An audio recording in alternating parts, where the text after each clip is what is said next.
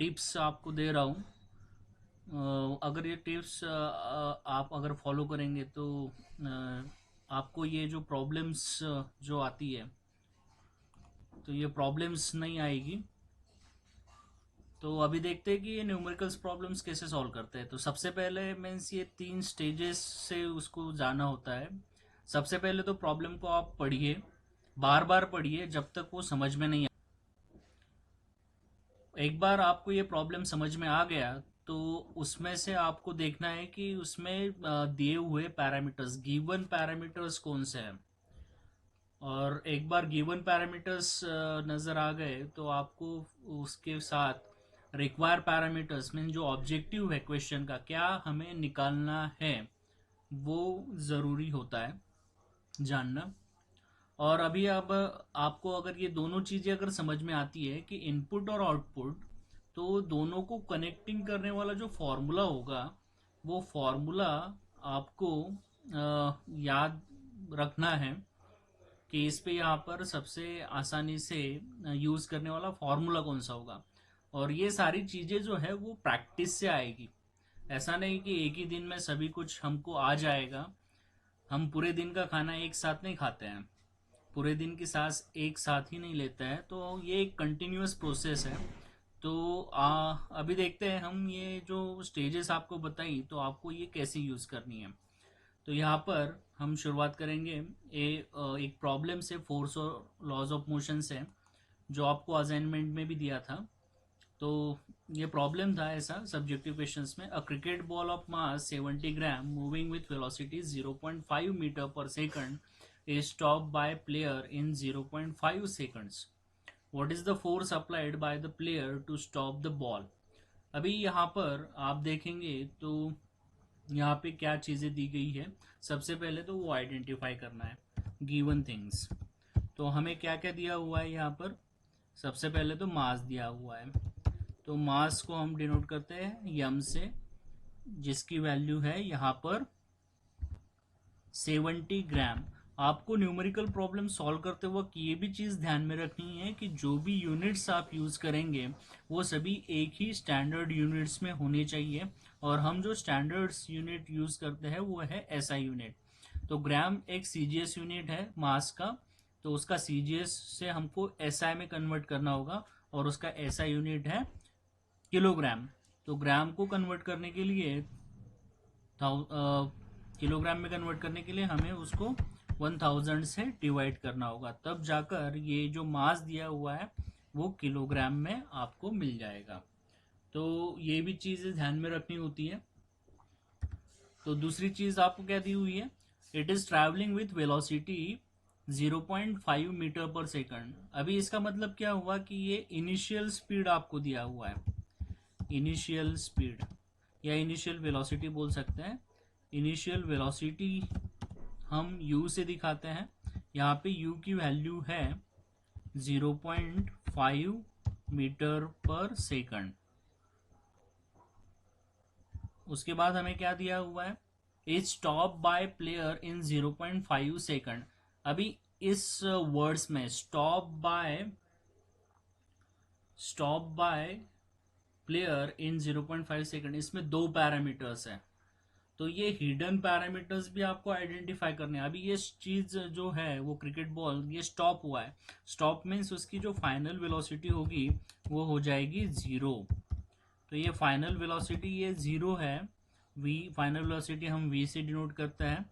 तो ये स्टॉप बोला है यहाँ पर, इसलिए इसकी वेलोसिटी फाइनल वेलोसिटी ज़ीरो हो जाएगी। उसके बाद हमें क्या दिया हुआ है, टाइम दिया हुआ है। टाइम को हम टी से डिनोट करते हैं। Time is again 0.5 seconds. तो अभी ये गिवन पैरामीटर्स हमको मिल गए।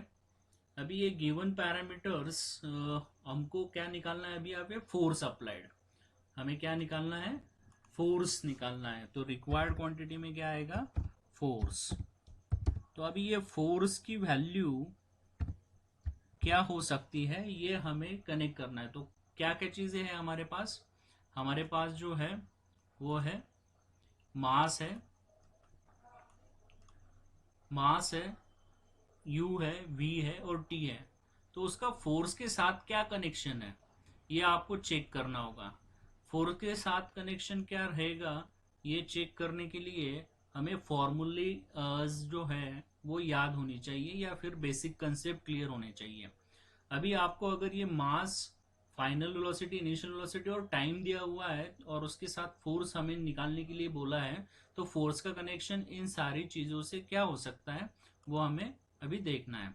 अभी मान लीजिए अभी फोर्स निकालना है तो फोर्स का कनेक्शन मास से है डायरेक्टली। फोर्स का फॉर्मूला हमें पता है, force is equal to mass into acceleration.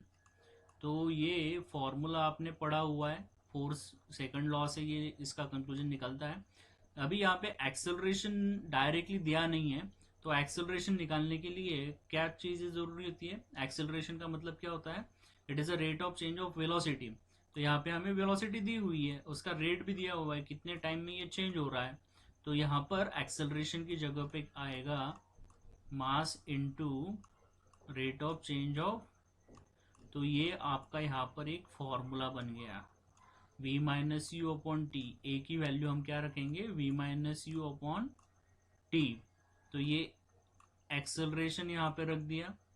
तो हमें अभी ये आपका सॉल्यूशन, न्यूमेरिकल प्रॉब्लम का सॉल्यूशन 50% यहाँ पे हो गया, क्योंकि आपने ये मास, मास, इनिशियल वेलोसिटी, फाइनल वेलोसिटी और टाइम, इसका कनेक्शन जो है, इन चारों का कनेक्शन आपने फोर्स के साथ जोड़ दिया है।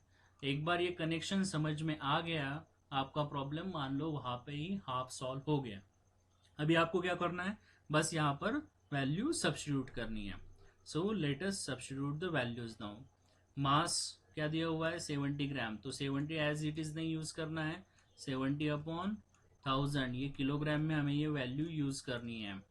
तो 70 अपॉन 1000 इन ब्रैकेट क्या आएगा? इनिशियल वेलोसिटी और फाइनल वेलोसिटी, इन दोनों का डिफरेंस। फाइनल वेलोसिटी है 0 माइनस 0.5, तो यहाँ पर अपॉन टाइम भी है दिया हुआ 0.5। तो यहाँ पर आपको ये 0 गेट कैंसिल हियर, और ये 0 माइनस 0.5 विल बी माइनस 0.5। तो minus 0.5 upon 0.5 that will also get cancel, but minus sign will remain. तो आपका आंसर यहाँ पर क्या आएगा? Force is equal to minus 7 upon 100। इसको, ये रैशनल नंबर है, इसको आप एज डेसिमल पॉइंट्स में कन्वर्ट कर सकते हैं। आपका आंसर होगा माइनस 0.07। और यहाँ पे एक चीज़ और नहीं भूलनी है, तो गिवन क्वांटिटी का यूनिट मेंशन करना नहीं भूलना है। तो यहाँ पे आंसर आपको मिल रहा है, फोर्स जो निकाला है उसकी ऐसा यूनिट है न्यूटन। तो ये हुआ आपका आंसर। तो होप इस तरीके से आप जो भी कोई प्रॉब्लम आपको आती है, सबसे पहले क्या करिए? तो सबसे पहले तो उसको पढ़िए, समझिए। एक बार आपको प्रॉब्लम समझ में आ गया तो वहाँ पर आपको रिलेशन ढूंढना है कि इनपुट पैरामीटर्स और आपको रिक्वायर्ड पैरामीटर, जैसे यहाँ पर इनपुट क्या क्या दिया होता, मास, इनिशियल वेलोसिटी, फाइनल वेलोसिटी और टाइम दिया होता। निकालना क्या था? Required parameter force. तो फिर हमने क्या किया? फोर्स और इन क्वांटिटी का रिलेशन क्या है वो देखा, और हमने सही फॉर्मूला यूज किया। तो यहाँ पर फॉर्मूले में सिर्फ वैल्यूज डालने से आपको कैलकुलेशन के बाद आपका रिक्वायर्ड आंसर मिल जाता है। तो होप आपको ये समझ में आएगा होगा। आपको बहुत सारी प्रैक्टिस करनी होगी न्यूमेरिकल्स प्रॉब्लम सॉल्व करने के लिए। I recommend you to solve once you go through the NCERT solved questions, then in the exercise identify again the input things, output, objective and formula. आपको ये फार्मूला याद होना ही चाहिए। So thank you.